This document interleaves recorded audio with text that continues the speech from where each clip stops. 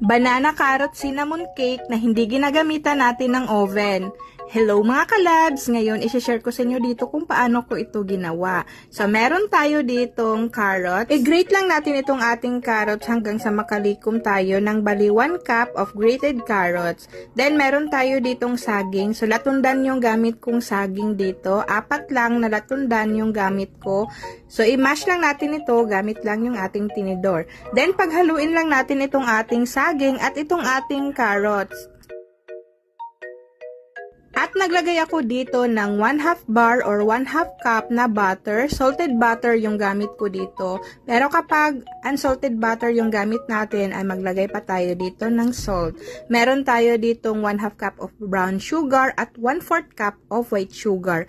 At 1 tablespoon of cinnamon powder. Pero kung ayaw nyo ng cinnamon powder at wala kayong cinnamon powder, pwedeng hindi na kayo mag-add dito. Vanilla essence na lang yung ilagay natin. At nag-add ako dito ng 1 piece of large eggs.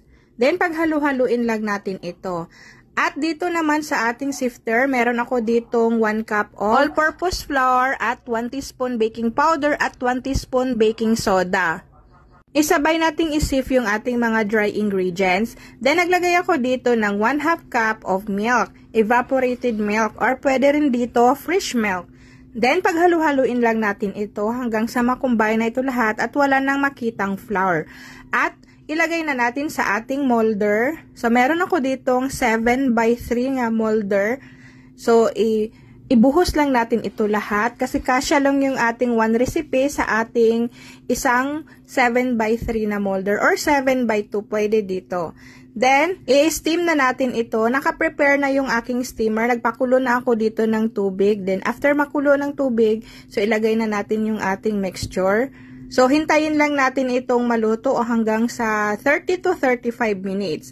Then, after 35 minutes, chinek ko ito gamit ang ating toothpick test. At kapag malinis na yung ating toothpick, ay pwede na. Then, palamigin muna natin ito while i-prepare natin yung ating frosting. So, meron ako ditong 1 bar na cream cheese na naka-room temp na yung aking cream cheese. So, i-beat lang natin ito or i-whip natin ito. At nag-add ako dito ng 1/2 cup na butter. Yung kalahati ito sa ginamit natin kanina sa ating carrot, sa ating cake. Then, i-beat natin ito hanggang sa makumbine na natin ito lahat.